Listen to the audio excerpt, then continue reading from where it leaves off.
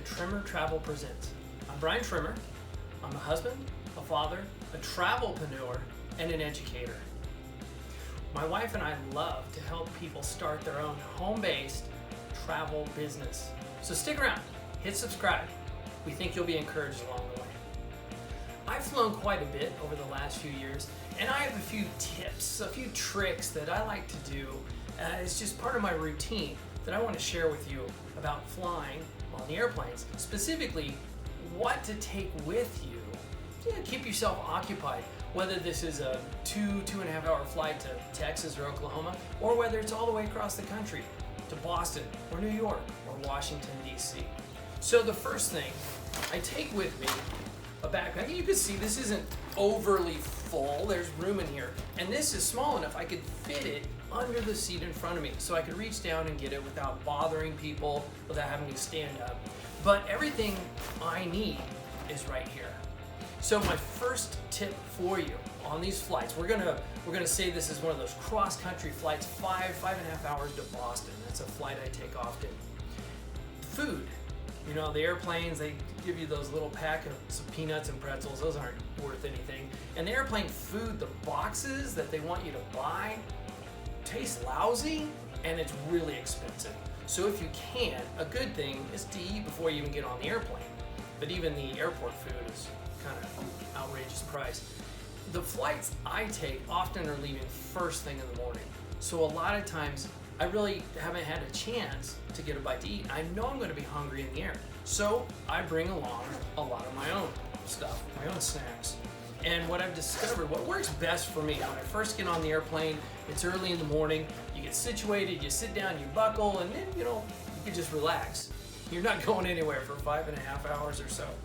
So in the morning, I like to get something maybe like a Cliff Bar or some other kind of breakfast, whatever breakfast nutritional bar you like. I grab one, sometimes even two. And once you get up in the air, they come along with the drink cart. So your coffee or your soda or your juice, that's on them. Actually, you already paid for it.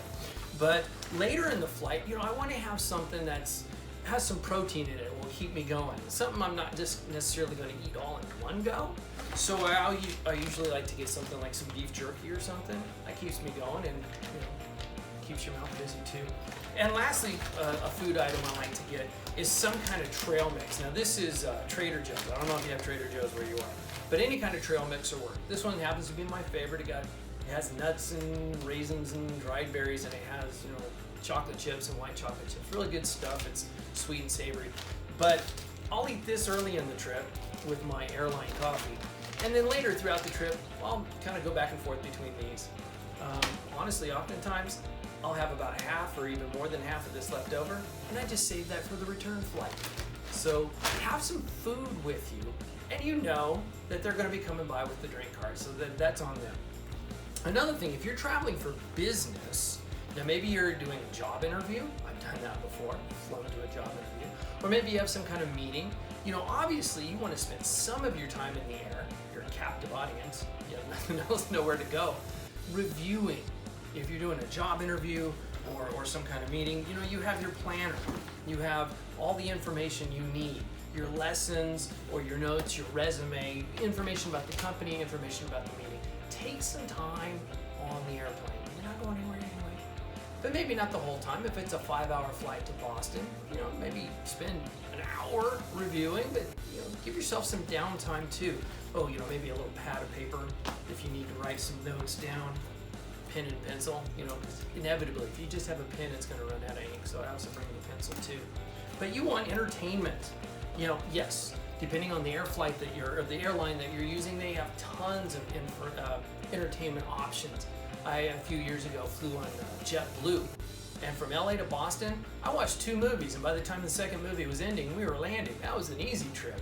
But if you're flying Southwest or other carriers, which, hey, don't get me wrong, I like Southwest.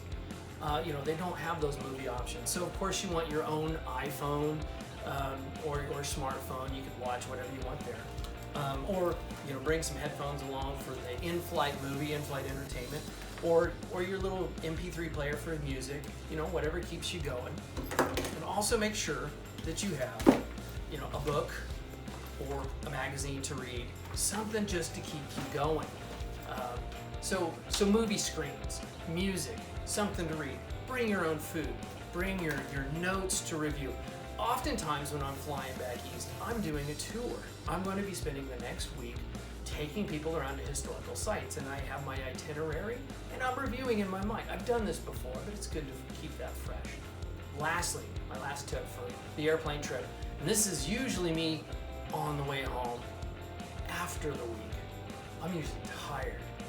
So maybe invest in one of those little neck pillows. Some are inflatable or some are nice, because those airline seats, they're not very comfortable. Now, I love sleeping on the airplane. I love that white noise, the engine, the hum of the airplane, just that little rhythm. It's relaxing, it's soothing, but those seats are not comfortable. So if you get a little neck pillow, you can knock out an easy 3-4 hour nap and feel really good. Before you know it, you're landing again. So that's some tips and tricks that I've found about what to bring with me on the airplane just to occupy my time reviewing information, reading, listening to music, watching the movies, whatever it is. Food's important. So make sure you hit subscribe. Check us out. We have other tips coming and other informational videos about how you can start your own travel biz and travel smart. So hit subscribe, and I'll see you next time.